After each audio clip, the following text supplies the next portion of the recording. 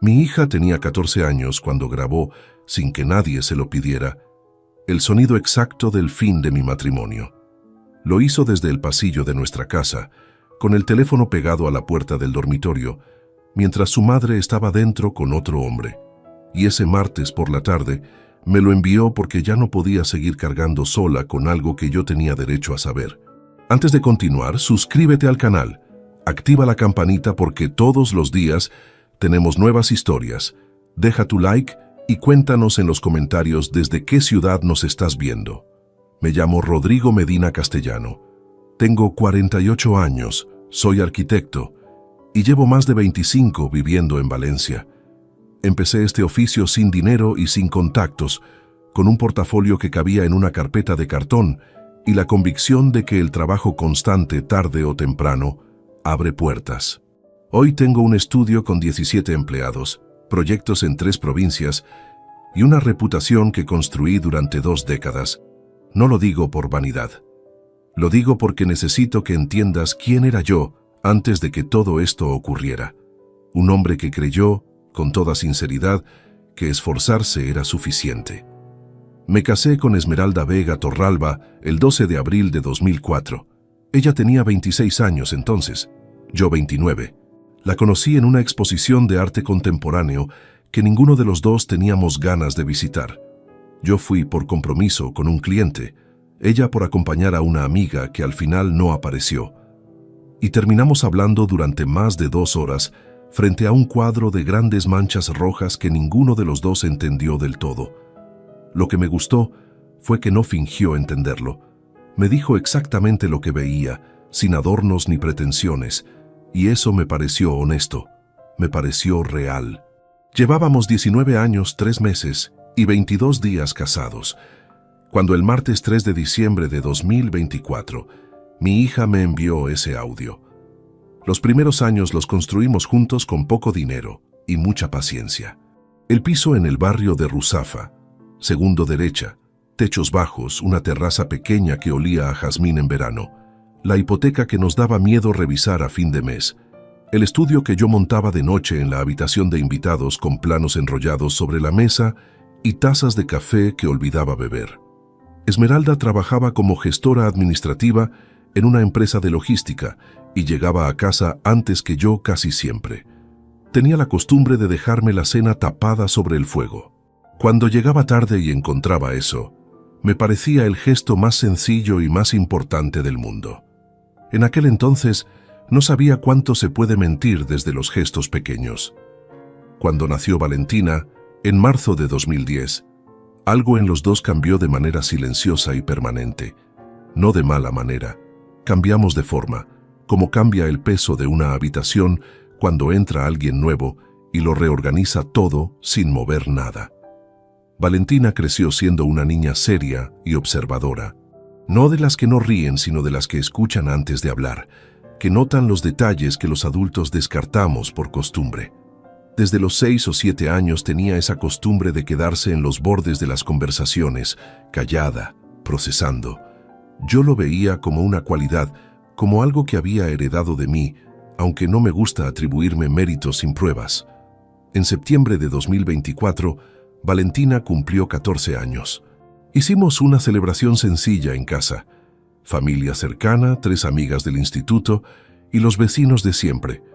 Entre ellos, Edmundo Fuentes Herrera, del 5º piso, 41 años, que llevaba 2 viviendo en el edificio y se había convertido en una presencia habitual en nuestros almuerzos de domingo. Aquella tarde cantó el cumpleaños con todos, levantó la copa de vino con una sonrisa tranquila y le dio a Valentina un sobre con dinero para que comprara lo que quisiera. Yo le di las gracias, le estreché la mano. Era un vecino simpático, sin complicaciones aparentes. Ahora esa imagen me resulta casi física de soportar, pero aquel día yo no sabía nada. Vivía en la versión de mi vida que Esmeralda había decidido mostrarme y no tenía razón alguna para dudar.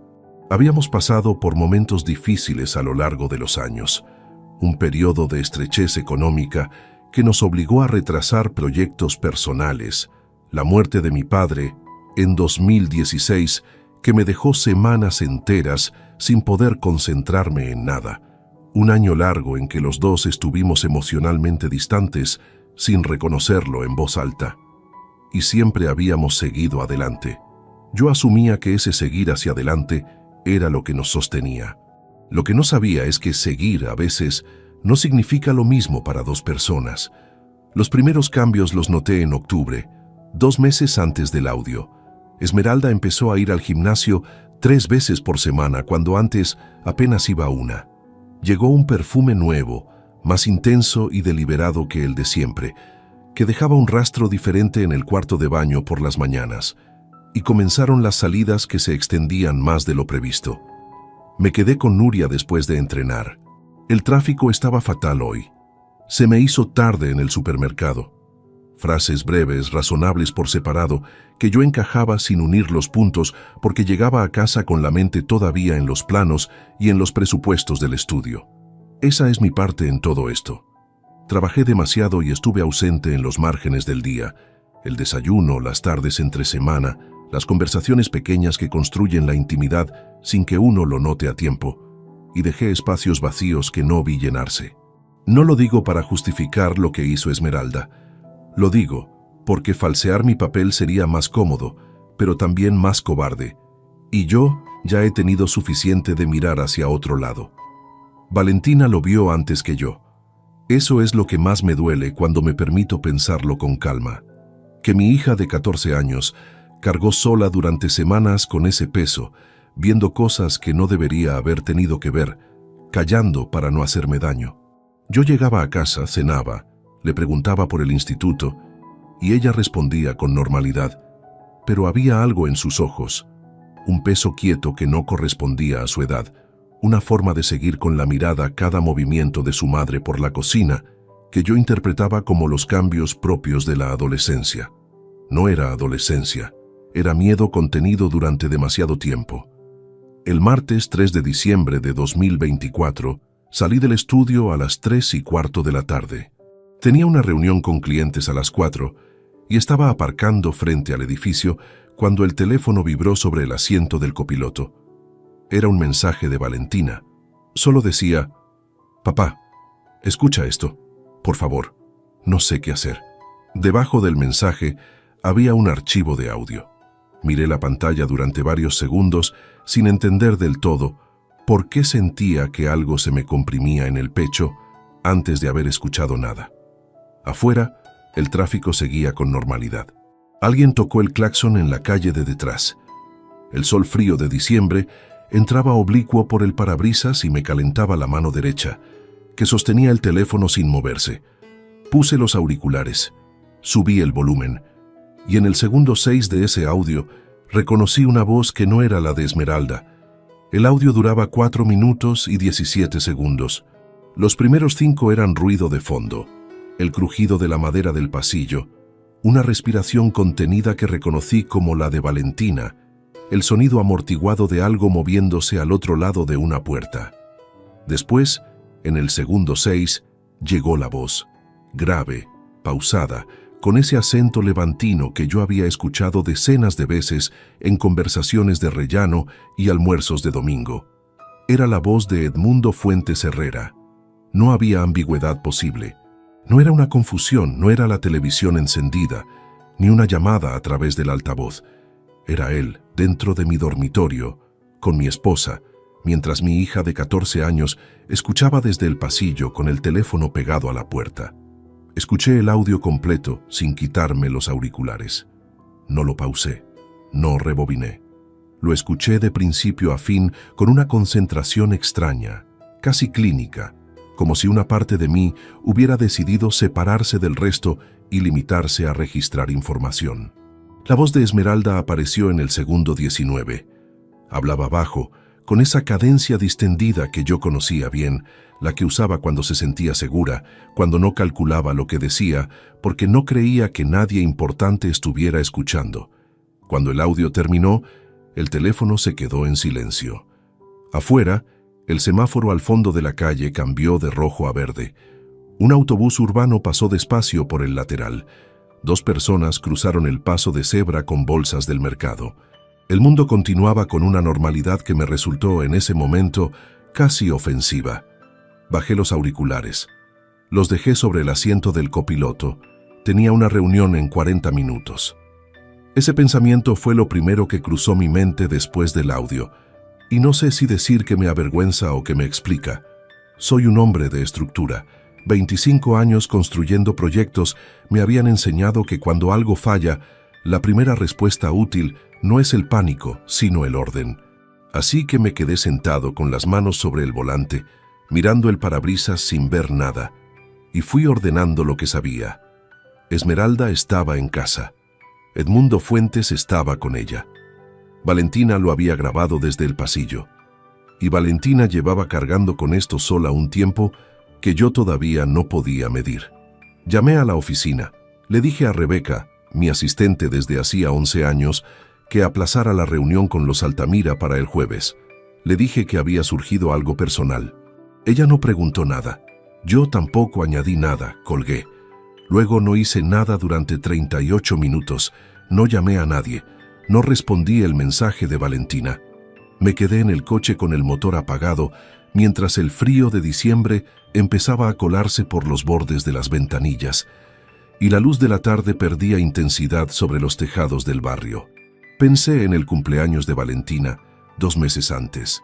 Edmundo con su copa levantada, su sonrisa sin fricción, el sobre que le entregó a mi hija con la naturalidad de alguien que frecuenta esa casa con derecho propio.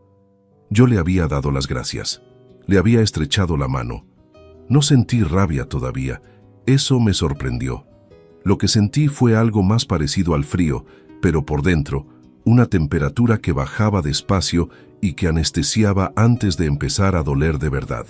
A las 5 menos cuarto arranqué el coche. No subí a casa. Conduje sin dirección fija durante 20 minutos por calles que recorrí de manera mecánica, girando donde el tráfico me empujaba. Terminé aparcando frente al puerto, con el motor en marcha, mirando el agua quieta del Mediterráneo que reflejaba el cielo gris de diciembre. Desde allí llamé a Valentina. Contestó al segundo tono. Silencio al principio, como si esperara que fuera yo quien hablara primero. «Papá», dijo. «Solo eso». «Estoy bien», le respondí, aunque los dos sabíamos que no era del todo exacto. «¿Tú estás bien?» «Sí». Una pausa breve. «¿Lo escuchaste?» «Sí». Otro silencio. Largo, pero no incómodo.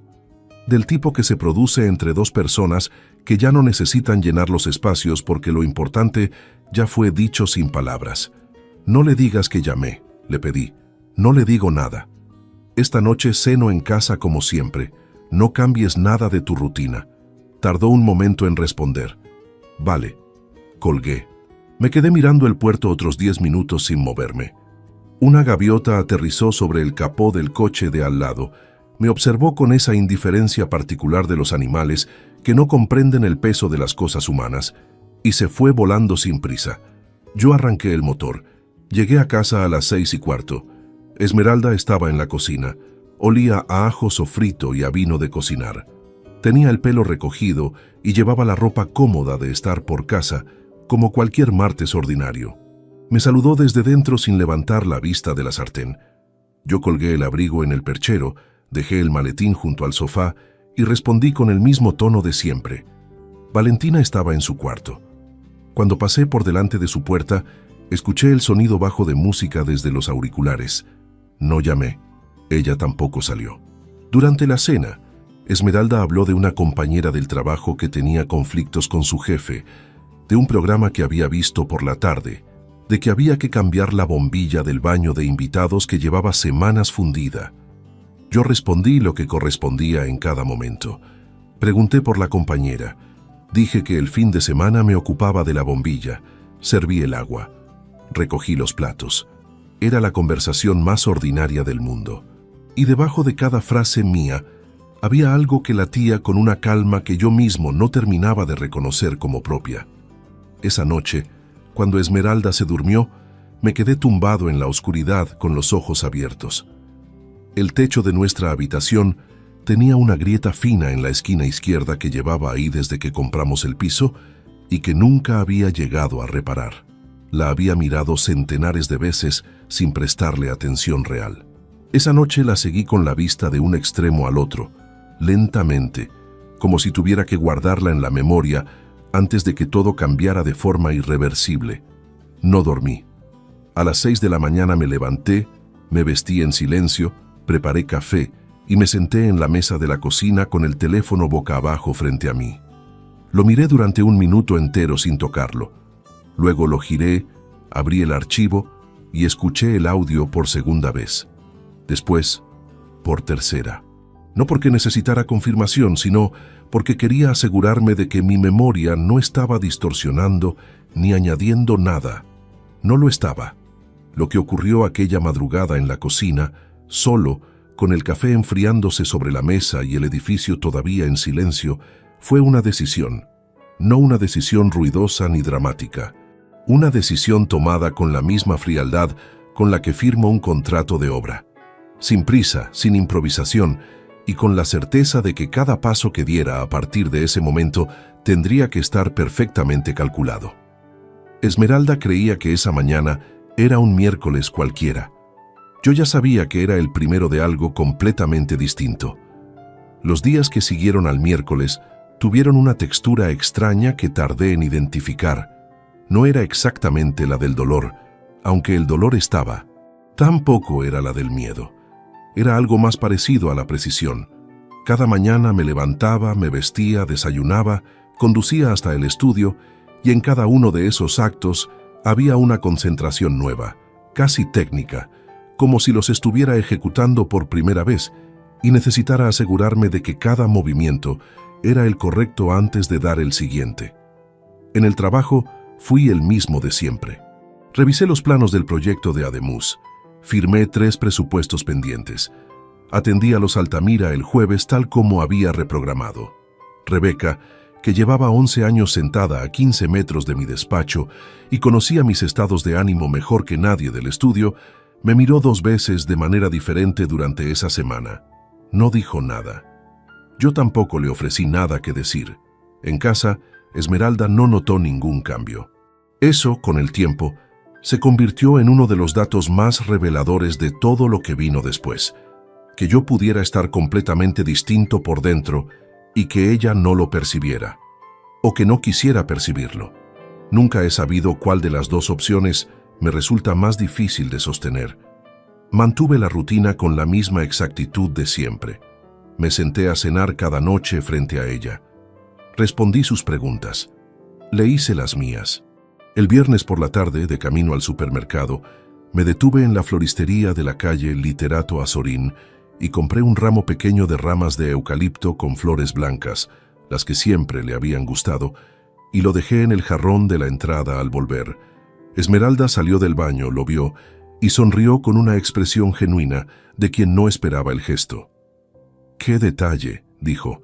«Pasé por delante y me acordé de que hacía tiempo», respondí. Me dio un beso breve en la mejilla y volvió al baño a terminar de arreglarse. Yo fui a la cocina, puse la compra sobre la encimera y empecé a colocarla en los armarios con movimientos lentos.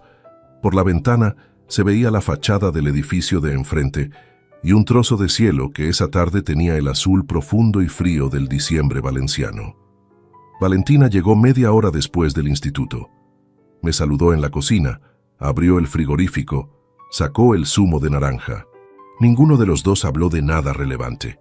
Pero cuando pasé por su lado para alcanzar la botella de aceite del armario superior, ella dijo en voz muy baja, sin girar la cabeza: «¿Estás bien de verdad?». «Estoy bien de verdad», le respondí, al mismo volumen.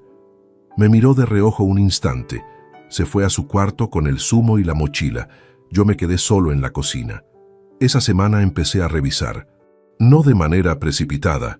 No soy un hombre que actúa desde la urgencia, sino con el mismo método que aplicaría al análisis de una estructura con fallos ocultos. Retrocediendo en el tiempo, revisando los puntos de tensión, buscando las grietas que habían estado ahí mucho antes de volverse visibles. La memoria, cuando la diriges con intención, devuelve cosas que en su momento descartaste como ruido de fondo. Recordé una noche de agosto, 4 meses antes del audio. Esmeralda había llegado tarde de lo que describió como una cena con compañeras de trabajo. Yo estaba en la terraza con un vaso de agua y los planos del proyecto de Paterna cuando entró. Le pregunté qué tal la noche. Dijo que bien, que habían terminado en un bar del centro. No pregunté más porque no había razón visible para hacerlo. Ahora recordaba que esa noche llevaba el perfume nuevo, el más intenso, y que al saludarme había una distancia milimétrica en el gesto que interpreté como cansancio de final de semana. Recordé también un domingo de octubre. Edmundo había bajado a tomar café después de uno de nuestros almuerzos familiares, como había hecho en otras ocasiones. Era un hombre de conversación fácil, sin aristas evidentes, de los que saben ajustarse al registro de quien tienen delante.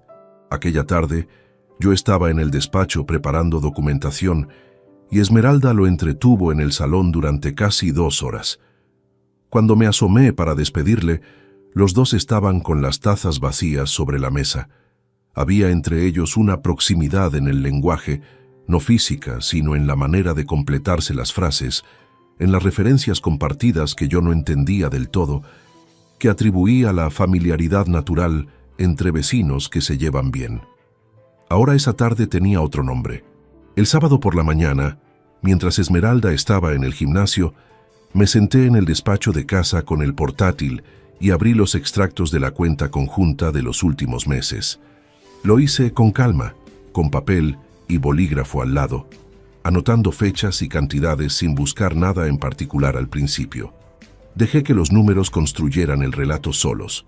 Lo que encontré no me sorprendió, pero me confirmó algo que hasta entonces solo era intuición formándose. Había cargos que no correspondían a ninguna rutina que yo reconociera. Un hotel en el centro de Valencia, un jueves de septiembre, en el que yo había viajado a Madrid por trabajo, un restaurante en el barrio de Benimaclet, de una categoría diferente a los que frecuentábamos, un pago a una plataforma de reservas de viaje que no vinculaba a ningún desplazamiento familiar. Por separado, cualquiera de esas entradas podía tener una explicación razonable. Juntas, con el audio como contexto, formaban algo que no dejaba lugar a la interpretación. Cerré el portátil. Guardé las notas manuscritas en el cajón del despacho con llave. Una llave pequeña que llevaba años colgada en mi llavero sin que nadie le prestara atención. Y fui a prepararme un café. El lunes siguiente, durante la pausa del almuerzo, salí a caminar por el barrio del Carmen y llamé a Ismael Ortega Bravo. Lo conocía desde hacía 16 años, desde que me asesoró en la constitución jurídica del estudio, cuando todavía era un proyecto en papel. 51 años, meticuloso y discreto, de los que no llenan el silencio con palabras que no hacen falta. Le dije que necesitaba una reunión privada cuanto antes, sin detalles por teléfono. ¿El miércoles a las 10? Dijo.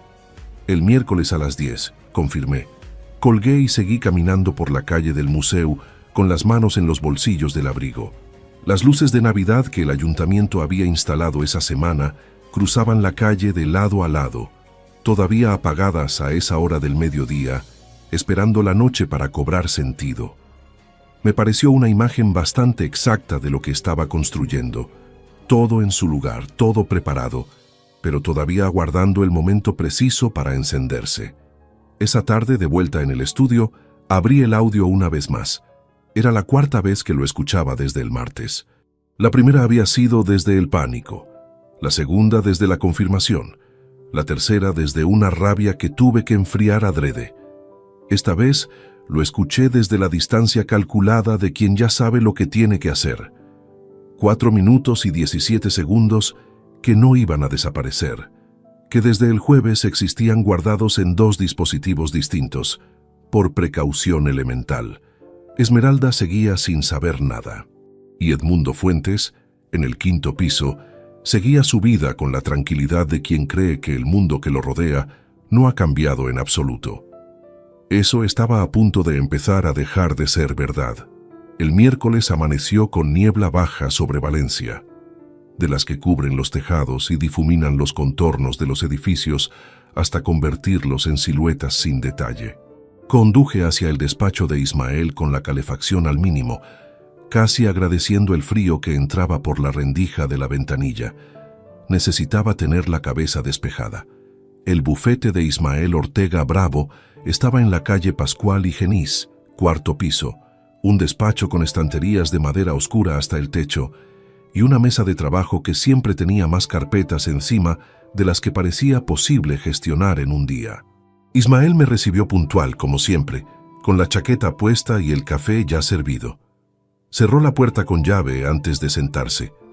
Era un gesto que hacía cuando entendía que lo que venía a continuación no debía salir de esa habitación. Le conté todo sin rodeos. El audio, los extractos bancarios, los cargos que no cuadraban, el nombre de Edmundo Fuentes Herrera. No añadí interpretaciones ni cargué el relato con emoción. Me limité a los hechos en orden cronológico, como si estuviera presentando un informe técnico. Ismael escuchó sin interrumpirme, con el bolígrafo apoyado sobre la libreta, pero sin escribir nada todavía. Cuando terminé, tardó unos segundos en responder. ¿Cuánto tiempo crees que lleva esto?, preguntó. El audio confirma al menos desde octubre. Los cargos en la cuenta me llevan a septiembre como mínimo. Asintió despacio. ¿Tienes el audio guardado en más de un soporte? En 2. Bien. Abrió la libreta. Necesitamos documentar mucho más antes de mover nada. Si actúas ahora con lo que tienes, Esmeralda tiene tiempo de reaccionar y reordenar. Si esperas y construyes el expediente completo, no tendrá margen. Eso era exactamente lo que yo quería escuchar. No porque me diera permiso para actuar, sino porque confirmaba que mi instinto de no precipitarme era el correcto desde el principio. Ismael me habló de un investigador privado con el que había colaborado en otros casos de esta naturaleza. Se llamaba Aurelio Campos Lozano, 53 años, exinspector de la Policía Nacional con 12 años de ejercicio privado. Discreto, metódico, con experiencia específica en casos matrimoniales y patrimoniales. Me dio su número con la advertencia de que lo llamara desde un teléfono que Esmeralda no tuviera registrado. Esa misma tarde compré un teléfono de prepago en un estanco del centro. Lo pagué en efectivo.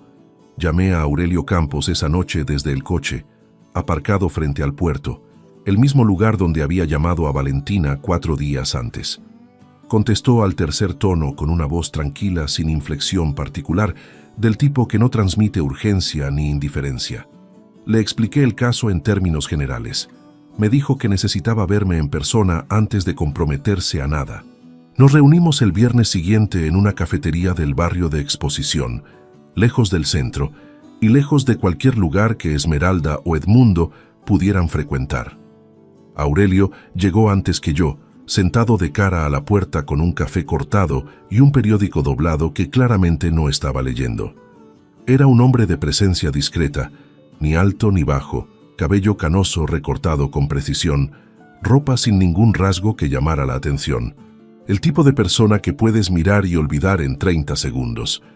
Le mostré los extractos bancarios, le describí la dinámica de la vivienda, los horarios de Esmeralda, la relación aparente con Edmundo Fuentes. Escuchó con la misma economía de gestos que Ismael, aunque más físico en su atención. Seguía cada dato con los ojos entornados, como midiendo el peso de cada cosa antes de incorporarla. El vecino del quinto, dijo al final, en un tono que no era pregunta sino confirmación interna. Del quinto, sí. ¿Cuánto tiempo lleva en el edificio? 2 años aproximadamente. Hizo un cálculo silencioso que yo no pude leer en su expresión. Luego dijo que podía empezar la semana siguiente y que sus honorarios eran de 950 euros mensuales más gastos documentados. Que el trabajo inicial incluía seguimiento exterior, registro fotográfico y verificación de movimientos en las cuentas que yo le facilitara. Que los resultados tardaban en consolidarse entre 3 y 6 semanas, dependiendo del patrón de conducta del sujeto. Le entregué la documentación que había preparado. Firmamos un acuerdo básico de confidencialidad que él llevaba consigo. Me dio una dirección de correo cifrado para las comunicaciones escritas. De camino al coche, bajo el frío seco de aquella tarde de diciembre, me detuve un momento en la acera sin razón aparente. No había nada que ver. Una calle residencial con coches aparcados y una farmacia con el cartel encendido, pero necesité detenerme, porque había algo que llevaba días rondando en un punto concreto de la memoria y que en ese momento terminó de instalarse con una claridad que no podía seguir aplazando. El cumpleaños de Valentina. 14 de septiembre.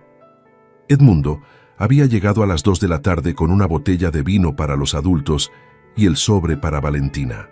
Se había sentado a mi derecha durante el almuerzo.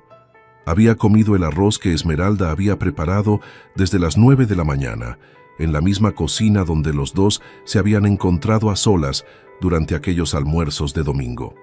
Había brindado, había cantado el cumpleaños con la misma voz que yo había reconocido en el audio. Yo le había servido vino.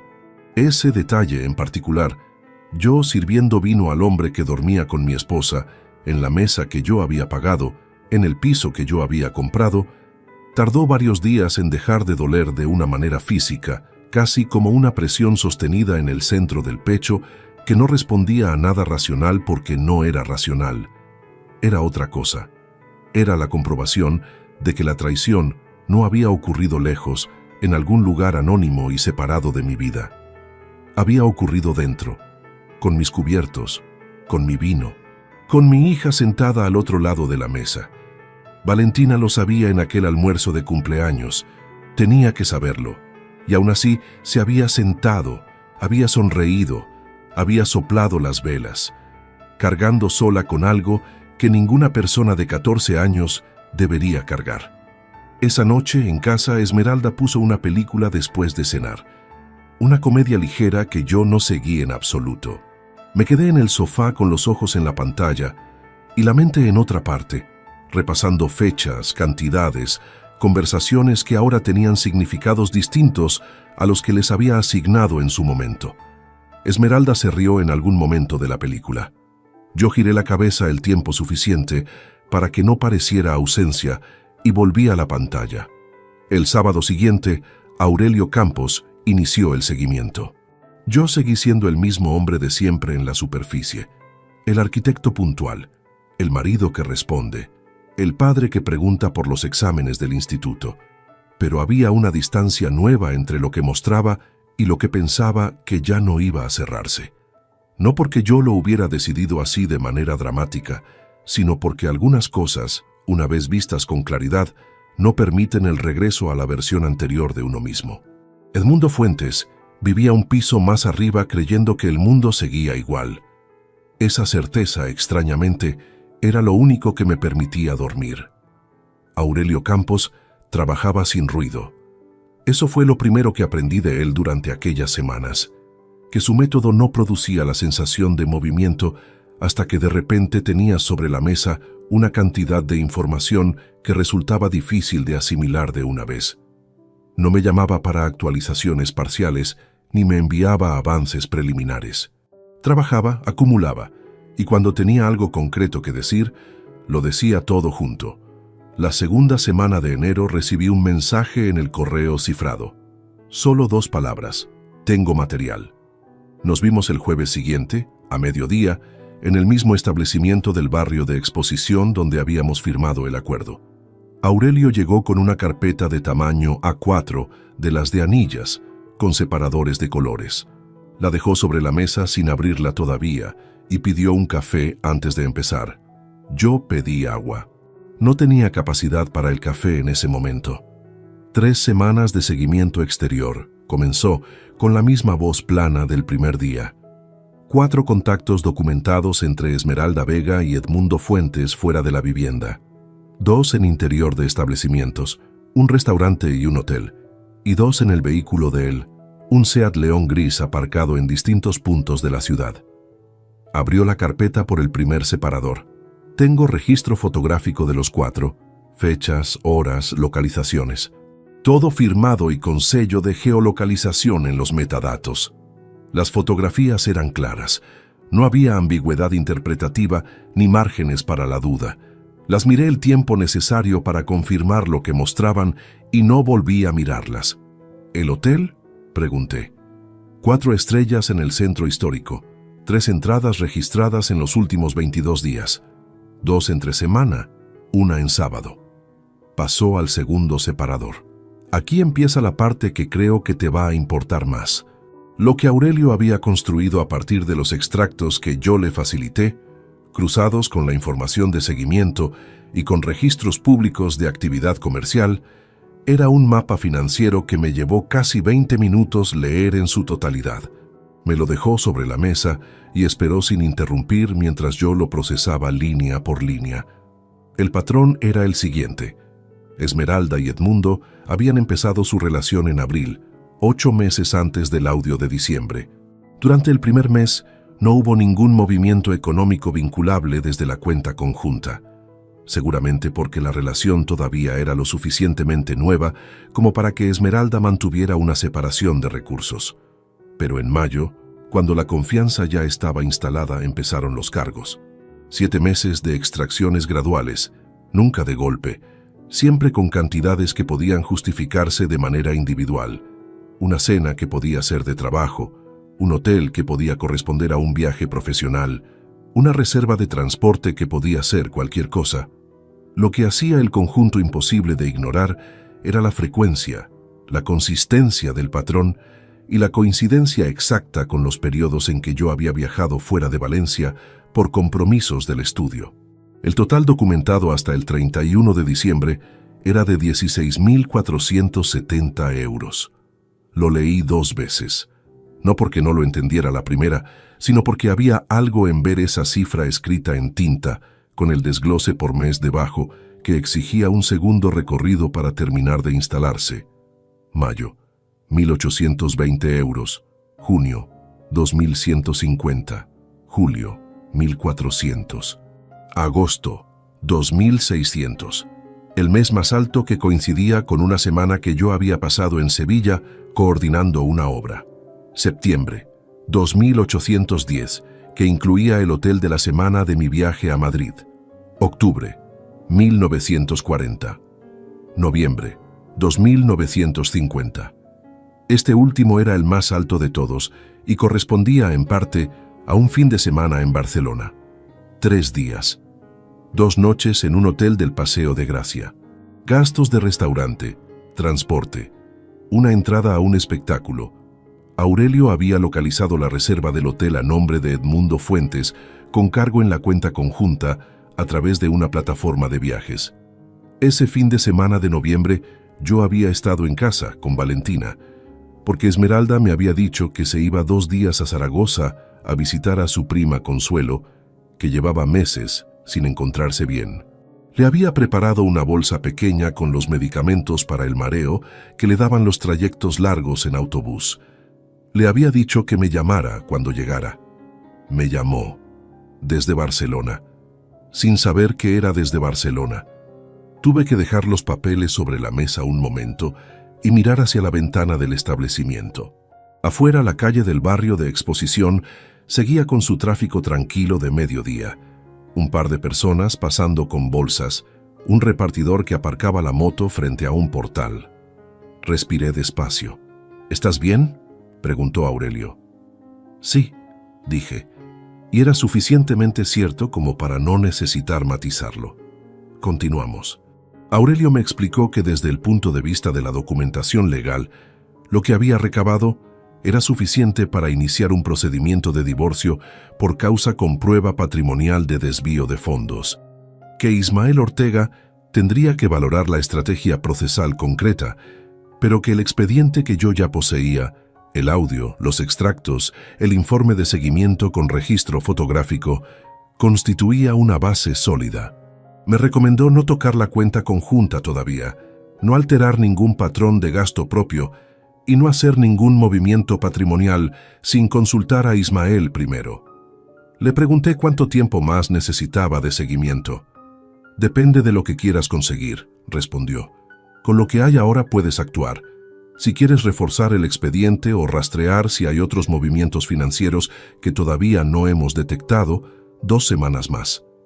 2 semanas más, dije. Pagué el café, guardé la carpeta dentro del maletín y salí a la calle. Caminé 3 bloques hasta el coche sin prisa. Hacía un frío seco y limpio que cortaba sin avisar. Me detuve un momento antes de abrir la puerta, con la mano sobre el metal frío de la carrocería. 16.470 euros, sacados de una cuenta que los dos habíamos alimentado durante años. dinero de proyectos que yo había trazado de madrugada, de presupuestos que había negociado, de años de trabajo que habían convertido un estudio pequeño en algo con peso real. No era la cifra más importante de todo lo que había pasado, pero tenía una dimensión diferente al resto. Era tangible, medible, irrefutable. Era la prueba de que la decisión de Esmeralda no había sido un error impulsivo, sino una elección sostenida durante 7 meses consecutivos. Esa tarde, de vuelta en el estudio, trabajé hasta las 8 sin pausa. Cerré 3 presupuestos, respondí correos pendientes, revisé los planos de una reforma en el barrio de Benicalap. A las 8:15 recogí el maletín, apagué la luz del despacho y saludé a Rebeca, que ya se estaba poniendo el abrigo para marcharse. «Buenas noches», dijo ella. «Buenas noches», respondí. En el ascensor, solo, miré el reflejo distorsionado de mi cara en el metal pulido de la puerta. 48 años, arquitecto, 19 años de matrimonio, un hombre con una carpeta en el maletín que contenía el mapa exacto de cómo le habían robado, con paciencia y método, algo que nunca debió pertenecer a nadie más. Esa noche llegué a casa y cené con Esmeralda como cualquier otro jueves. Ella habló de una compañera de trabajo que había pedido la baja. Yo escuché, respondí lo que correspondía, recogí los platos. Antes de dormir, desde el cuarto de baño con el grifo abierto para no ser escuchado, le mandé un mensaje a Ismael Ortega. «Tenemos el expediente. Cuando puedas, nos vemos». La respuesta llegó en menos de 2 minutos. Lunes a las 9. Cerré el grifo, apagué la luz y volví al dormitorio donde Esmeralda ya dormía, sin saber que el lunes siguiente comenzaba la última fase de algo que ella todavía creía que nadie había descubierto. El lunes llegué al despacho de Ismael Ortega, a las 9 en punto, con la carpeta de Aurelio bajo el brazo y el expediente bancario que había preparado durante el fin de semana. Fechas ordenadas, cantidades subrayadas, anotaciones al margen con referencias cruzadas entre los movimientos y los periodos de ausencia documentada de Esmeralda. Ismael lo revisó durante 40 minutos sin decir nada. Yo esperé sentado frente a su mesa con el café que su secretaria había dejado y que bebí despacio, mirando los lomos de los libros en la estantería de la pared izquierda sin leer ningún título en particular. Cuando terminó de revisar, cerró la carpeta, la dejó con cuidado sobre la mesa y entrelazó los dedos. «Esto es suficiente», dijo, «más que suficiente». Me explicó la estrategia en términos precisos, sin vocabulario técnico innecesario, porque sabía que yo prefería los hechos directos. Lo primero era la separación cautelar de activos antes de iniciar cualquier procedimiento formal. Asegurar que los bienes que me correspondían por derecho no pudieran moverse ni comprometerse una vez que Esmeralda supiera que el proceso había comenzado. Lo segundo era documentar con exactitud el régimen patrimonial del matrimonio para calcular lo que podía reclamarse con garantías reales, incluyendo la recuperación de los fondos desviados. Lo tercero y más delicado era el momento de la notificación. ¿Cuándo, cómo y en qué circunstancias Esmeralda recibiría la primera comunicación formal? «Quiero que no haya ninguna sorpresa del lado equivocado», le dije. «Cuando esto empiece oficialmente, necesito que ya no haya nada que ella pueda mover antes de que el proceso lo inmovilice. Para eso necesitamos entre 2 y 3 semanas más de preparación interna», respondió Ismael. «Mientras tanto, nada cambia en la superficie. Tu conducta habitual, sin alteraciones visibles». Eso no me supuso ningún esfuerzo particular. Llevaba más de un mes siendo el mismo hombre de siempre en apariencia, mientras por dentro construía algo que Esmeralda no sospechaba. La distancia entre ambas capas ya estaba instalada y no producía tensión. Producía, más bien, una concentración sostenida que conocía bien del trabajo, la de quien sabe que el resultado depende de no cometer errores antes del momento correcto. Esa misma semana, el miércoles por la tarde, fui a ver a mi madre. Lorena Castellano Prieto vivía en Paterna desde que mi padre murió, en el piso que habían compartido durante 38 años. 72 años, ágil para su edad, con una memoria que no había cedido en lo esencial y una capacidad para leer a sus hijos que nunca había necesitado de explicaciones verbales para funcionar. Llegué sin avisar, lo cual ya era en sí mismo un dato para ella, porque yo avisaba siempre. Me abrió la puerta con el delantal puesto y un paño de cocina en la mano. Me miró un segundo en el umbral sin decir nada. Luego se hizo a un lado para dejarme pasar. La cocina olía a caldo de verduras y a jabón de fregar. Me senté en la silla de siempre, la que daba a la ventana con vistas al patio interior del edificio. Mi madre sirvió 2 tazas de manzanilla sin preguntar si quería y se sentó frente a mí con la naturalidad de quien no necesita construir el ambiente antes de hablar. Durante 20 minutos hablamos de cosas que no eran el motivo de mi visita. Una vecina del tercero que había tenido una caída, el sobrino de Almería que iba a casarse en primavera, una gotera en el techo del baño que el administrador de la finca llevaba semanas sin resolver. Yo respondía, preguntaba, sostenía la conversación con normalidad. Pero mi madre me observaba de la misma manera que siempre me había observado desde niño, con esa atención lateral, aparentemente distraída, que en realidad no perdía ningún detalle. Fue ella quien lo dijo primero. Rodrigo. Solo mi nombre, con el tono exacto que usaba cuando quería que dejara de hacer lo que estaba haciendo y me girara hacia ella del todo. Levanté la vista de la taza. «No estás bien», dijo, sin inflexión dramática, sin urgencia, como se enuncia un hecho que ya está verificado y no necesita discusión. «No sé qué está pasando, y no voy a preguntarte si no quieres contármelo». Hizo una pausa breve. «Pero cuando quieras hablar, estaré aquí, como siempre he estado». No respondí nada durante unos segundos. La manzanilla me calentaba las manos a través de la taza. Afuera, en el patio interior, alguien cerró una persiana con ese sonido metálico y seco que tienen las persianas antiguas. Ese fue el único momento en todo aquel periodo en que sentí que algo cedía por dentro. No lloré, pero estuve cerca, con una proximidad que no esperaba y que me tomó por sorpresa precisamente porque estaba delante de la única persona con quien no necesitaba mantener ninguna postura.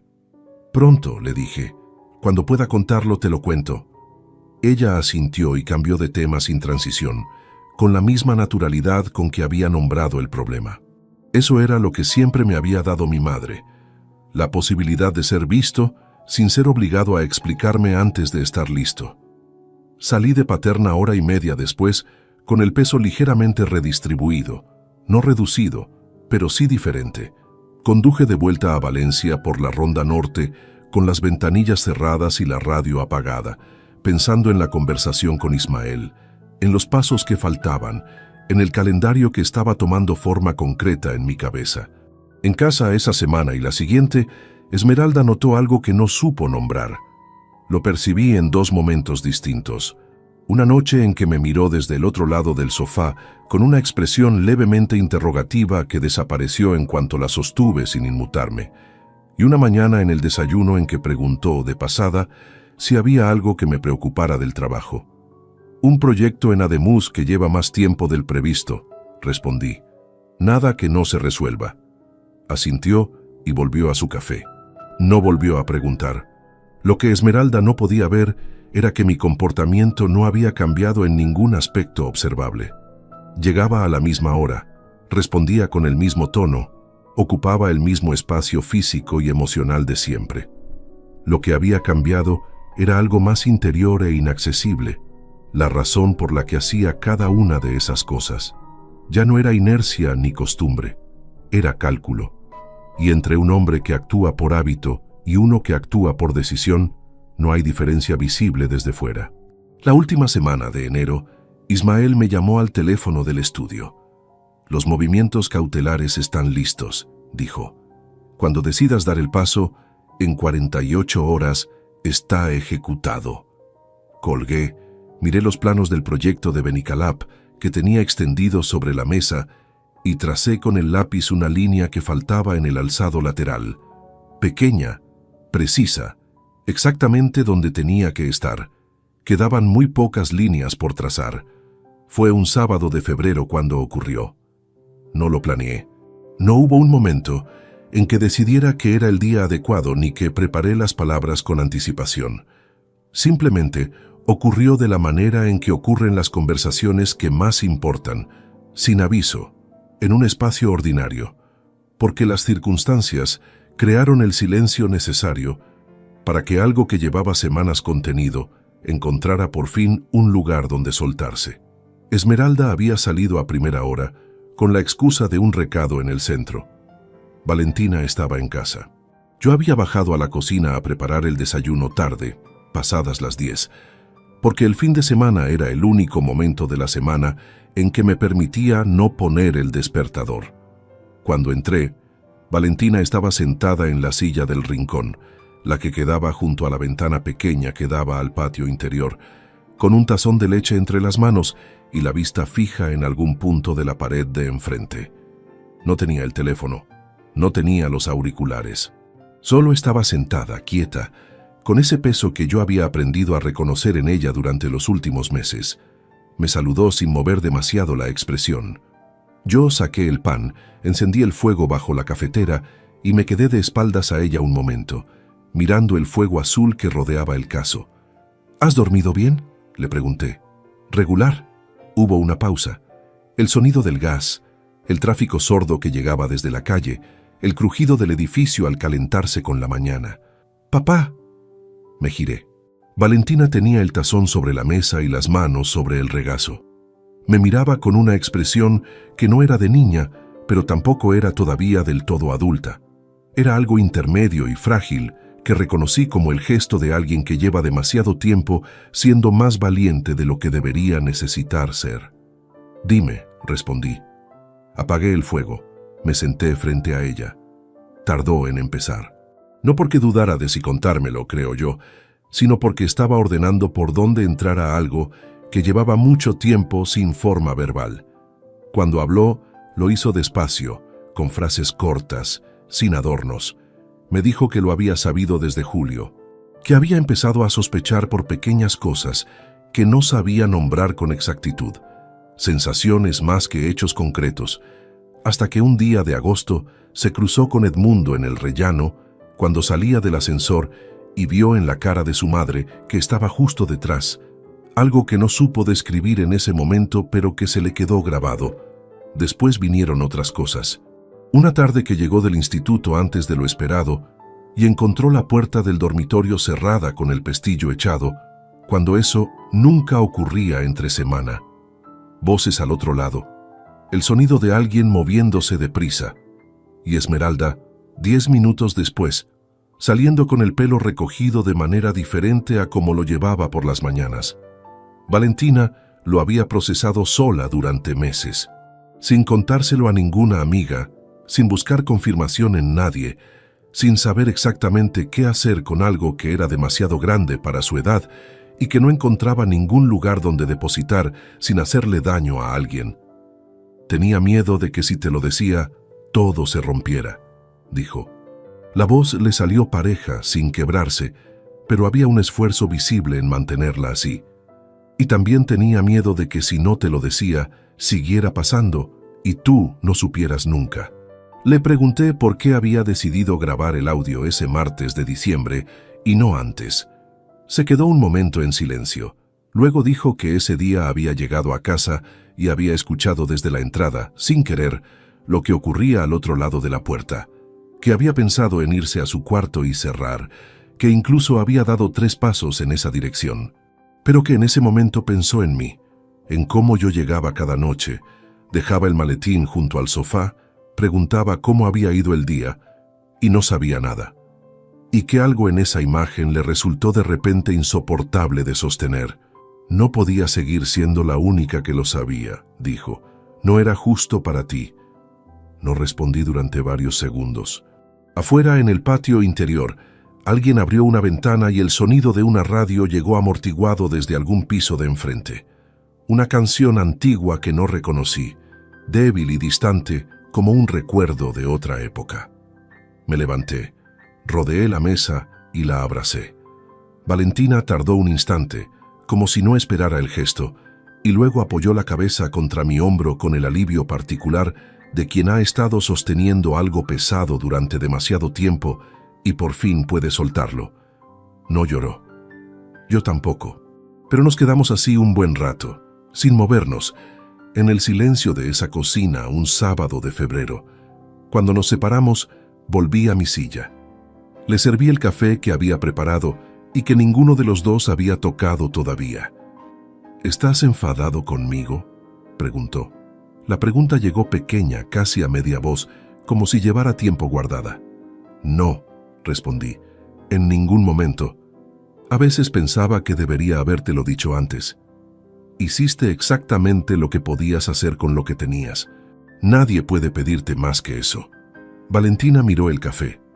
Lo removió despacio con la cucharilla, aunque no le había puesto azúcar. Era un gesto mecánico, de los que hace el cuerpo cuando la mente está en otro sitio. ¿Qué va a pasar ahora?, preguntó. Le dije la verdad, pero solo la parte que era necesario que supiera en ese momento, que las cosas iban a cambiar, que yo me estaba ocupando de ello de la manera correcta y que ella no tenía que cargar con ninguna responsabilidad sobre lo que viniera, que lo que había hecho en diciembre había requerido un valor que la mayoría de los adultos no tendrían en su lugar y que eso no lo olvidaría. No le hablé de Ismael, no le hablé de Aurelio, ni de carpetas, ni de procedimientos cautelares. No porque quisiera ocultarle la realidad, sino porque había una diferencia entre informarla y cargarla. Ya había cargado suficiente. Estuvimos en esa cocina más de una hora. Hablamos de otras cosas también, de su instituto, de una profesora de literatura con quien había tenido un desacuerdo esa semana, de un libro que había empezado y que todavía no sabía si le gustaba o no.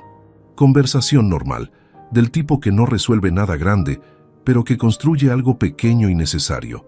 La certeza de que el suelo sigue ahí debajo, aunque todo lo demás esté moviéndose. Cuando Esmeralda llegó a mediodía con bolsas del mercado, nos encontró a los dos en el salón. Valentina veía algo en el portátil. Yo leía, nada que llamara la atención.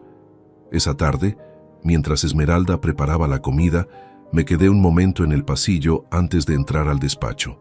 Miré la puerta del dormitorio desde el mismo punto donde Valentina había estado parada con el teléfono en la mano aquella tarde de diciembre. 4 metros de distancia, una puerta de madera, y al otro lado de esa puerta, mi hija de 14 años, soportando sola el peso de algo que no le correspondía soportar. No sentí rabia en ese instante. Sentí algo más frío y más firme que la rabia. La determinación absoluta de que lo que venía a continuación iba a estar hecho con tanta precisión y tan poco margen para el error que no habría vuelta atrás para nadie. El lunes llamaría a Ismael. Era el momento. El lunes llamé a Ismael Ortega desde el despacho del estudio, a puerta cerrada, a las 9:15 de la mañana. Le dije que estaba listo. Hubo una pausa breve al otro lado de la línea, del tipo que hace alguien cuando verifica mentalmente que todo lo que necesita ya está en su lugar. Luego dijo, «Perfecto. Esta semana muevo los cautelares. En 10 días recibirá la primera notificación». Colgué. Me quedé sentado frente al escritorio con las manos planas sobre la mesa durante unos segundos. Después abrí el cajón, saqué los planos del proyecto de Benica Lab y empecé a trabajar. Porque la vida continúa aunque estés desmontando otra por dentro. Y eso era precisamente lo que necesitaba. Que cada hora de ese periodo tuviera un contenido que no dependiera de lo que estaba ocurriendo fuera del estudio. Los 10 días pasaron con la lentitud específica de los periodos de espera que no puedes acelerar. La notificación llegó un miércoles. Esmeralda la recibió a primera hora de la tarde, cuando yo ya estaba en el estudio. No me llamó, no me escribió. Cuando llegué a casa esa noche, la encontré sentada en el sofá con el sobre abierto sobre la mesa y una expresión que no era exactamente de sorpresa, sino de algo más complicado. La expresión de quien recibe la confirmación de algo que en algún lugar de sí mismo ya sospechaba que podía llegar. Me miró en cuanto entré. Yo colgué el abrigo, dejé el maletín y me senté en el sillón frente a ella sin prisa. «¿Qué es esto?», preguntó. Sostenía el sobre con 2 dedos, como si el papel en sí le resultara algo incómodo de tocar. «Lo que parece», respondí. «No hubo gritos esa noche. No hubo escena». Esmeralda hizo preguntas con la voz tensa pero controlada. que si había alguien más, que si llevaba tiempo planificando esto, que si había manera de hablar antes de que todo se volviera legal. Yo respondí con brevedad, sin crueldad pero sin margen tampoco. Le dije que el proceso ya estaba en marcha y que cualquier conversación de fondo tendría que pasar por los abogados. Valentina estaba en su cuarto. Nunca supe si escuchó algo de aquella conversación. Lo que vino a continuación ocurrió de forma gradual, con la misma paciencia que Esmeralda había aplicado durante 7 meses para desviar dinero de la cuenta conjunta. Solo que esta vez el objetivo no era un hotel ni un restaurante. Era nuestra hija. Al principio fueron cosas pequeñas. Valentina empezó a pasar más tiempo en el cuarto de Esmeralda durante las tardes entre semana. Conversaciones de puerta cerrada que antes no existían. Una noche escuché desde el pasillo el sonido de Esmeralda llorando de manera contenida, no desbocada, sino calculada, el tipo de llanto que produce el efecto máximo en quien lo escucha desde cerca, y la voz de Valentina respondiéndole con palabras que no llegué a distinguir. No entré. Los cambios en Valentina llegaron despacio, pero eran visibles para quien la conocía bien. Las respuestas en la cena se volvieron más cortas. Ciertos silencios que antes eran cómplices empezaron a tener una tensión diferente. Una tarde la encontré en la cocina y le pregunté cómo había ido el instituto.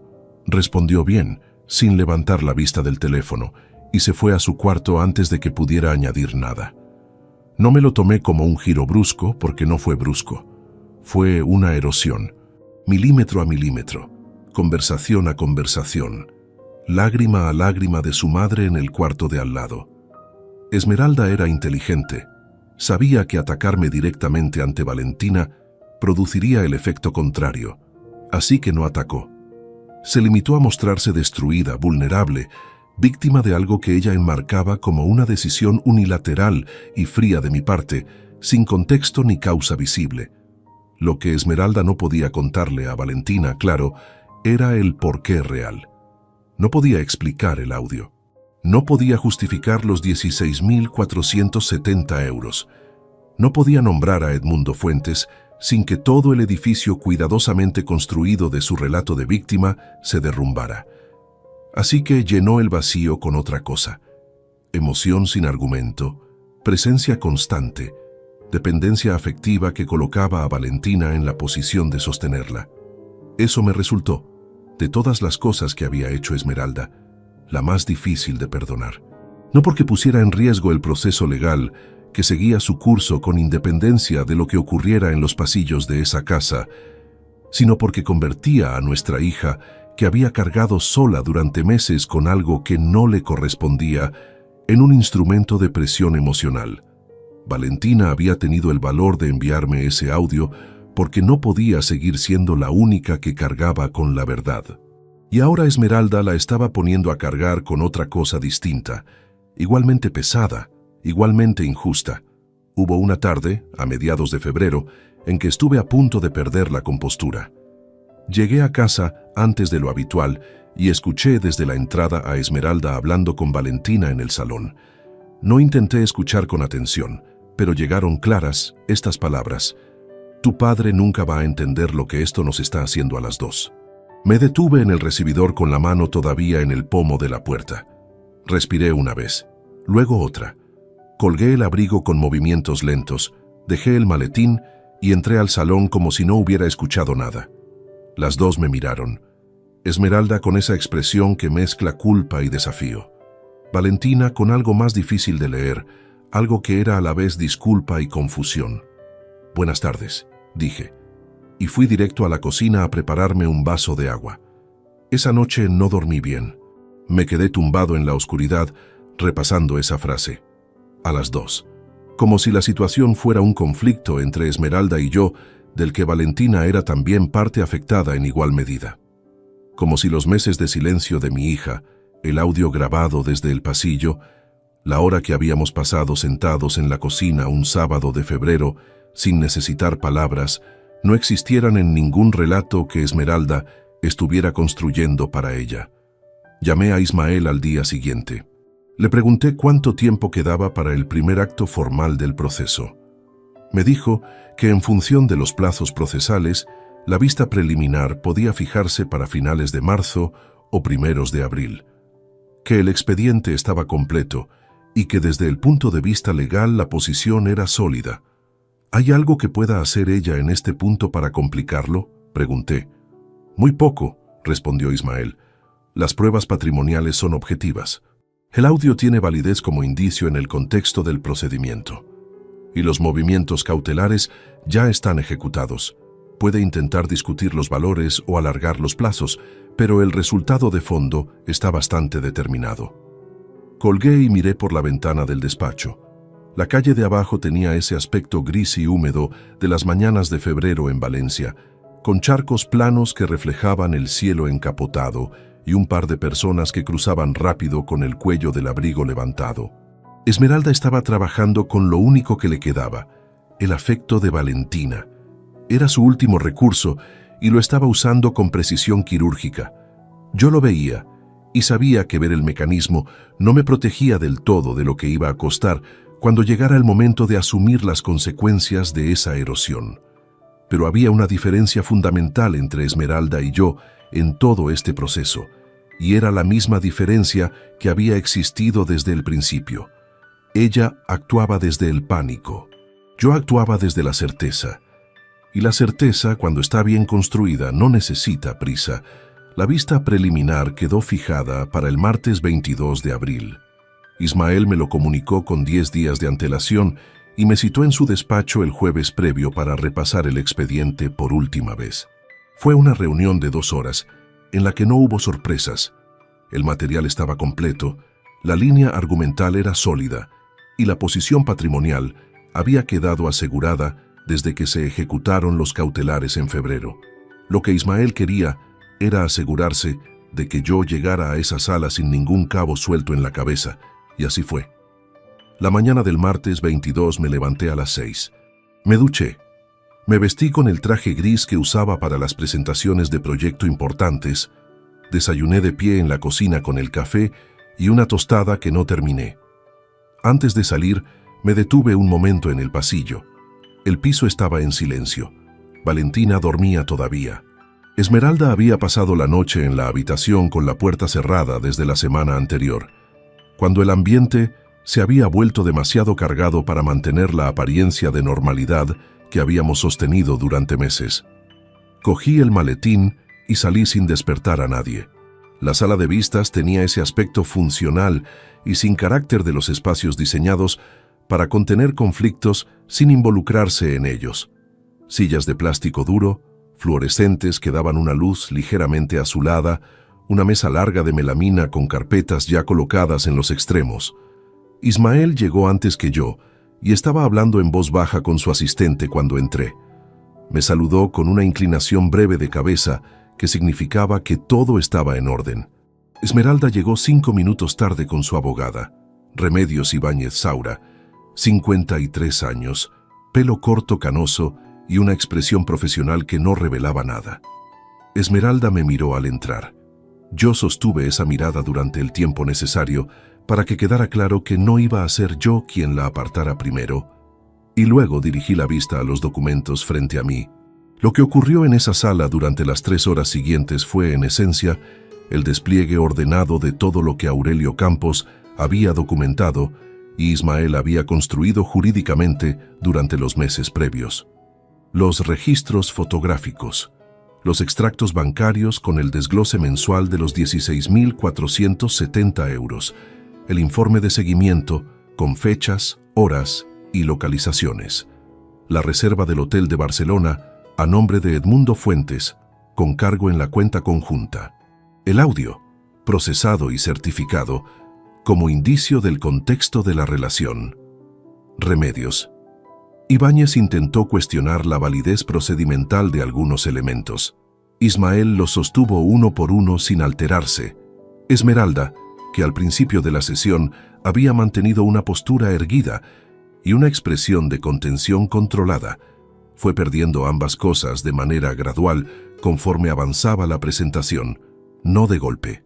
Progresivamente, como se deshace una postura que ya no tiene estructura interior que la sostenga. Cuando Ismael presentó la reserva de Barcelona, Esmeralda cerró los ojos un instante, solo uno. Pero lo vi.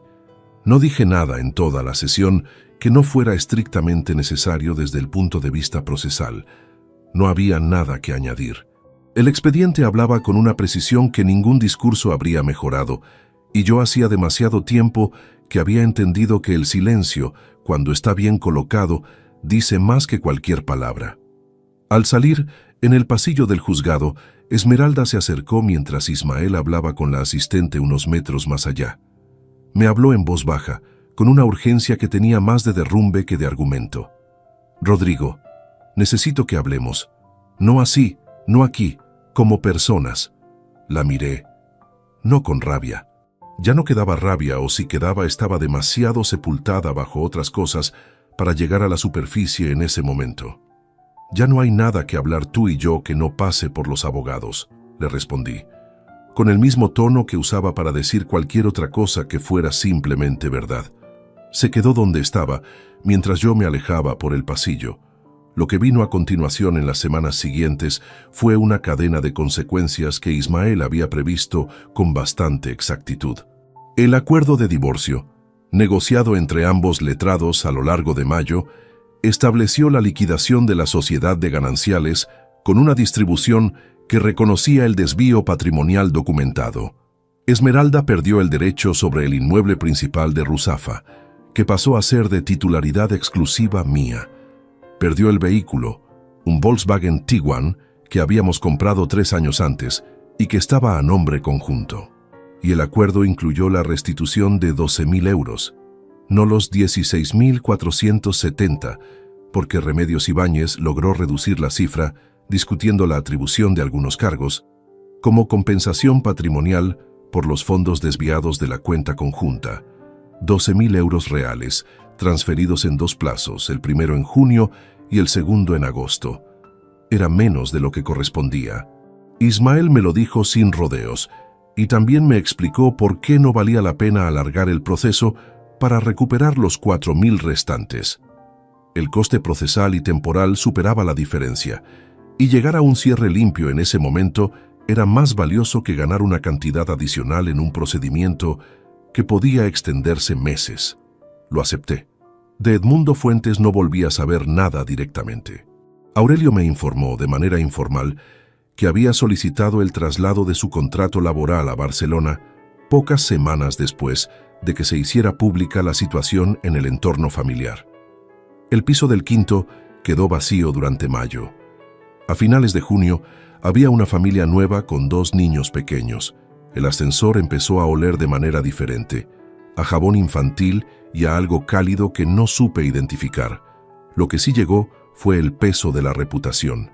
La familia extensa de Esmeralda, su hermana mayor, su cuñado, 2 primos con quienes habíamos compartido navidades durante 15 años, tomó distancia de manera progresiva, pero inequívoca. No porque yo hiciera ninguna campaña ni compartiera detalles con nadie que no necesitara saberlos. Simplemente porque en los entornos familiares las grietas se ven antes de que alguien las señale, y cuando el expediente se formalizó, la naturaleza de lo ocurrido no pudo seguir siendo opaca. Esmeralda se mudó a un piso de alquiler en el barrio de Nou Moles en junio. 720 euros al mes, según supe de manera indirecta. Lejos del edificio de Ruzafa, lejos del centro, lejos de la vida que habíamos construido juntos durante 19 años. La noche en que firmamos el acuerdo final, llegué al piso de Ruzafa y me senté en el sofá del salón sin encender las luces. Afuera, el barrio tenía ese sonido tibio de las noches de mayo en Valencia. Voces desde algún bar cercano, una moto que aceleraba al fondo de la calle, el murmullo constante de una ciudad que sigue sin necesitar que nadie le dé permiso. El piso era mío. El expediente estaba cerrado. Los 12.000 euros llegarían en 2 plazos. Todo lo que había planificado durante meses había funcionado con la precisión que yo necesitaba que funcionara. Y sin embargo, en ese salón en penumbra, lo único que sentí con claridad fue el tamaño del silencio. No el silencio incómodo de los espacios vacíos, sino el otro. El que deja una vida entera cuando le extraes la parte que creías que era su centro y descubres que lo que queda, aunque sea tuyo, ya no tiene la misma forma que antes. La victoria era real, eso no lo dudaba, pero era la primera noche en que me preguntaba, con honestidad, qué iba a hacer con todo lo que venía después. El acuerdo de custodia establecía que Valentina pasaría las semanas alternas con cada uno de nosotros hasta que cumpliera los 16 años, momento en que podría manifestar su preferencia con peso legal suficiente para ajustar el régimen. Era un acuerdo estándar, razonable sobre el papel, que asumía que ambos progenitores lo aplicarían de buena fe. Durante las primeras semanas funcionó con relativa normalidad. Valentina iba y venía con la mochila entre los 2 pisos, sin grandes dramas visibles. Respondía a mis preguntas sobre el instituto con la misma economía de palabras de siempre. Cenaba, estudiaba, dormía. Yo no le preguntaba por su madre. Ella no me contaba de manera espontánea. Había entre los dos una especie de acuerdo tácito sobre qué territorios no cruzar, y durante un tiempo ese acuerdo funcionó como una forma imperfecta, pero funcional de convivencia. Lo que empezó a cambiar fue más sutil que un conflicto abierto. En julio, durante una de sus semanas conmigo, Valentina llegó un miércoles por la tarde con una tensión diferente en el cuerpo. No de las que produce un mal día en el instituto, ni el cansancio ordinario del verano. Era algo traído de fuera, instalado en ella antes de entrar por la puerta, que se manifestaba en la rigidez de los hombros y en una forma de evitar el contacto visual que yo no le había visto desde los primeros días después del audio. Le pregunté si estaba bien mientras preparaba la cena. Sí, dijo. Sacó el teléfono y no volvió a hablar durante el resto de la noche. 3 días después, un sábado por la mañana, me encontró en la cocina antes de que yo hubiera terminado el café y se sentó frente a mí con una postura que reconocí de inmediato, la de alguien que ha preparado lo que va a decir y necesita decirlo antes de que el impulso se enfríe. «Papá, necesito hablar contigo de algo. Dime». Tardó un momento. Luego dijo que su madre estaba muy mal, que lloraba casi todas las noches, que el piso de No Moles era pequeño y que ella llegaba del trabajo agotada y no tenía a nadie, que le había dicho a Valentina que si yo quisiera, si hiciera el esfuerzo de hablar con ella de verdad, quizás todavía habría algo que salvar. Lo escuché sin interrumpirla. Cuando terminó, esperé unos segundos antes de responder. «¿Eso te lo dijo ella?», pregunté. Valentina bajó la vista un instante. «Me lo dijo, sí. ¿Con esas palabras?».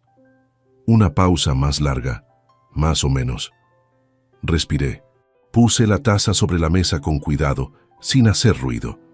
Había en ese momento una tentación muy clara de decirle exactamente lo que pensaba sobre lo que su madre le estaba pidiendo que hiciera, sobre la mecánica de esa conversación, sobre el uso que se estaba haciendo de ella como mensajera de algo que Esmeralda no tenía el valor de decirme directamente. Pero había también algo más importante que esa tentación, la conciencia de que Valentina tenía 15 años y quería a su madre, y que ponerla en el centro de ese juicio no era protegerla, sino repetir de otra forma exactamente lo que Esmeralda estaba haciendo. Así que no dije nada de eso.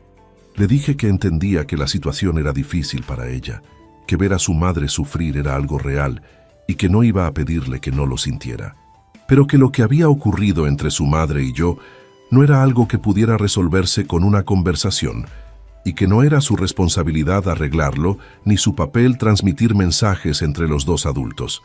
«No eres un puente», le dije. «No tienes que serlo». Valentina no respondió. Pero había algo en su expresión que no era alivio ni acuerdo.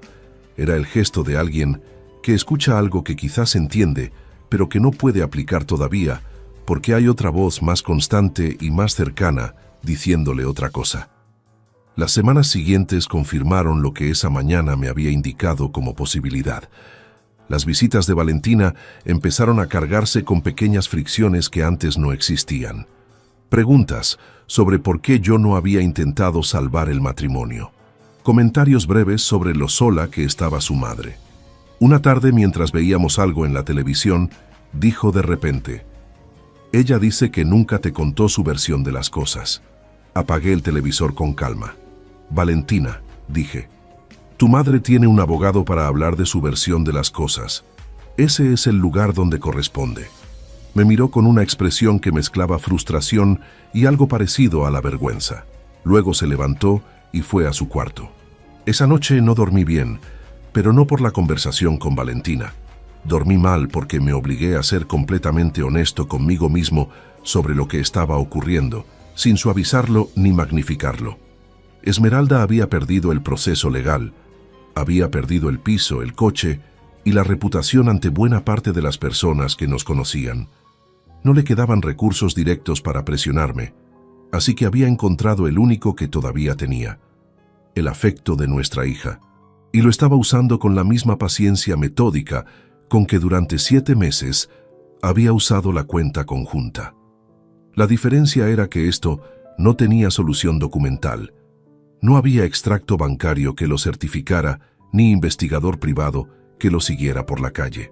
Era algo que ocurría en conversaciones de cuarto cerrado, en lágrimas estratégicamente mostradas, en frases colocadas con precisión en la mente de una adolescente que quería a su madre y no sabía todavía distinguir entre el amor y la manipulación afectiva, porque a los 15 años esa distinción no siempre es visible.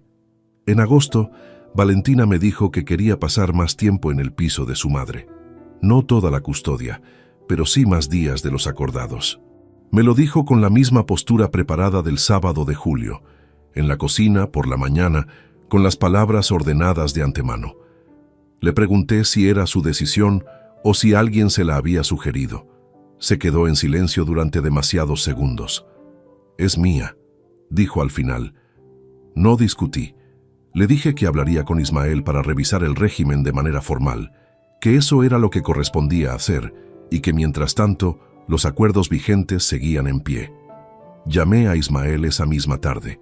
Me escuchó con atención y me dijo que mientras Valentina no tuviera 16 años, cualquier cambio en la custodia requería acuerdo entre las partes o resolución judicial, y que si yo no daba mi consentimiento voluntario, el régimen actual se mantenía. Me preguntó qué quería hacer.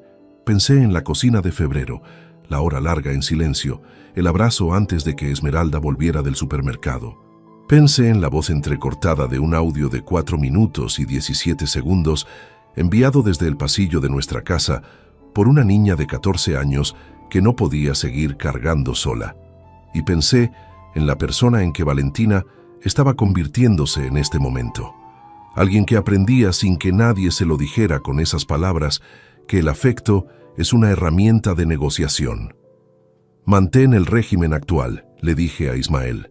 Había llegado el momento de tomar la decisión más difícil de todo este proceso. No la más dura en términos legales, ni la más compleja en términos estratégicos. La más difícil en términos humanos. La de reconocer que hay personas a las que quieres con toda la claridad del mundo y que aún así no puedes dejar que te usen como moneda de cambio. Ni siquiera ellas, especialmente ellas. Septiembre llegó con ese calor tardío que tiene Valencia cuando el verano no termina de soltarse. Un calor húmedo y persistente que se adhería a la ropa y hacía las noches difíciles de dormir. Valentina empezó el nuevo curso del instituto con el mismo silencio de los últimos meses, y yo seguí cumpliendo el régimen de custodia sin alteraciones, llevándola al centro cuando le tocaba estar conmigo, preguntando por los profesores nuevos, dejando la cena lista cuando llegaba tarde de actividades. Pero había algo que se había instalado entre los dos que no tenía que ver con los horarios ni con la logística. Era una distancia que ninguno de los dos nombraba y que yo había dejado de intentar cerrar porque cada vez que lo intentaba, encontraba al otro lado una resistencia que no era de Valentina, sino de todo lo que le habían depositado dentro durante meses de conversaciones que yo no había presenciado. El momento definitivo llegó un martes de octubre. Valentina entró al piso de Ruzafa pasadas las 6 de la tarde con la mochila sobre un hombro y una expresión que conocía bien, la de los días en que venía con algo preparado que le pesaba llevar encima. Se sentó en el sofá sin quitarse la chaqueta. Yo estaba en el despacho revisando documentación y salí cuando la escuché llegar. Me senté en el sillón frente a ella. Esperé. «Papá», He tomado una decisión. La voz le salió más firme de lo que probablemente esperaba que le saliera, con esa firmeza particular de quien ha ensayado las palabras. Quiero irme a vivir con mamá, de manera permanente. No respondí de inmediato. Si no lo aceptas, continuó, y sigues sin querer hablar con ella ni darle una oportunidad, entonces voy a pedirle a Ismael que tramite el cambio de custodia cuando cumpla los 16 en marzo. Hubo un silencio en el salón que duró varios segundos. Afuera, por la ventana entreabierta, llegaba el sonido de la calle. Un coche que frenaba, voces al fondo, la vida ordinaria de un martes en el barrio de Ruzafa, que continuaba sin enterarse de nada. La miré, no con rabia, no con el dolor que en otro momento habría esperado sentir, con algo más tranquilo y más triste a la vez, el reconocimiento claro de lo que tenía delante. ¿Esto lo has pensado tú sola?, le pregunté. La pregunta la incomodó. Lo supe por el movimiento breve de los ojos, ese desvío de décimas de segundo que ella no controlaba todavía con la misma habilidad que su madre. Sí, dijo. Asentí despacio, no porque lo creyera del todo, sino porque discutirlo no iba a cambiar nada de fondo. Valentina, dije, voy a decirte algo y necesito que lo escuches con atención, no como una respuesta a lo que acabas de decirme, sino porque creo que tienes derecho a saber cómo pienso de verdad. Me miró. Esperó. No voy a cederte como herramienta de presión. No porque no te quiera, que te quiero con una claridad que no ha cambiado ni un gramo en todo este tiempo, sino porque dejarte creer que ese papel es aceptable sería hacerte daño de una manera que ahora quizás no ves, pero que tarde o temprano tendrías que cargar. Valentina abrió la boca como para responder. Yo continué. Lo que tu madre y yo vivimos no fue un malentendido ni una decisión unilateral mía. Sabes lo que ocurrió porque tú misma lo documentaste. Tienes 16 años en marzo, y si en ese momento decides que quieres vivir con ella de manera permanente, respetaré esa decisión porque será tuya. Pero no voy a cambiar nada de lo que he hecho ni de lo que soy para que ese resultado llegue antes. Valentina no lloró. Frunció el ceño con una expresión que mezclaba confusión y algo que podría haber sido frustración o podría haber sido el principio de algo más difícil de nombrar. Entonces no te importa perderme, dijo. Esa frase me llegó a un lugar muy concreto. No lo disimulé. Me importa más de lo que vas a entender en este momento, respondí. Precisamente por eso no voy a fingir que esta conversación es algo que no es. Se levantó, cogió la mochila. Fue a su cuarto sin decir nada más y cerró la puerta sin portazo, con esa contención que a veces duele más que el ruido. Esa noche preparé la cena para los dos como cualquier otro martes. Llamé a su puerta a las 9. Dijo que no tenía hambre. Guardé su plato tapado en la nevera y comí solo en la cocina con la radio encendida a un volumen bajo, una emisora de música que no seguí, pero que ocupaba el silencio de una manera que agradecí. En los días siguientes, Valentina estuvo en el piso, pero no en el piso. Cumplía el horario, respondía lo justo, se movía por las habitaciones con una distancia que era casi arquitectónica, como si hubiera trazado líneas invisibles alrededor de los espacios que yo ocupaba. Yo no las crucé. La dejé moverse en su propio mapa sin intentar redibujarlo. Cuando cumplió 16 en marzo, manifestó formalmente su preferencia de residencia principal con su madre. Ismael tramitó el ajuste del régimen de custodia. Valentina se llevó sus cosas un sábado por la mañana con la ayuda de Esmeralda y de la hermana mayor de esta, que no me miró a los ojos en ningún momento. Yo estaba en casa. Ayudé a bajar una caja que pesaba demasiado para cargarla sola. Le di un abrazo antes de que saliera por la puerta. Ella lo recibió con los brazos un poco tensos todavía, pero lo recibió. «Te quiero», le dije. «Ya», respondió, y salió. Cerré la puerta. Me quedé en el recibidor un momento con la mano en el pomo. Luego fui al despacho. Me senté frente a la mesa y estuve allí quieto unos 10 minutos sin encender el ordenador ni coger ningún papel. Solo sentado, en el silencio del piso que ahora era completamente mío, dejando que lo ocurrido ese sábado ocupara el espacio que le correspondía sin intentar reducirlo a algo más manejable de lo que era. En abril busqué un apartamento nuevo. no porque necesitara dejar el piso de Ruzafa, que era mío por acuerdo y por derecho, sino porque había llegado a la conclusión de que quedarse en los mismos 4 paredes no era lealtad a nada, sino simplemente inercia, y yo había tenido suficiente inercia.